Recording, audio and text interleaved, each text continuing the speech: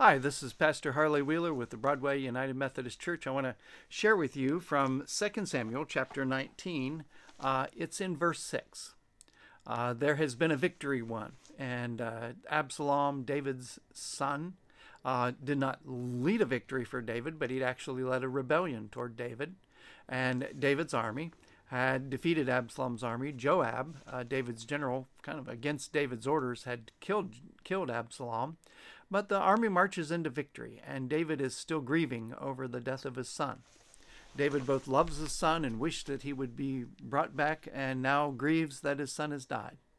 But Joab, his general, comes in to say, Then Joab came into the house to the king and said, You have today covered with shame the faces of all your servants who have this day saved your life and the lives of your sons and your daughters and the lives of your wives, because you love those who love you. Because you love those who hate you and hate those who love you. That's in verses 19, 5, and 6. And I'm glad I made that verbal slip. Joab says, David, you love those who hate you and hate those who love you. Now, Joab is a practical politician. He says, my king has enemies, and those enemies should die. And my king should support me, and I'm on his side. He should show me love.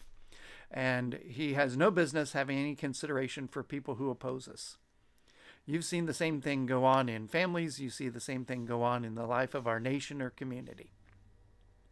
And we will have this issue with God.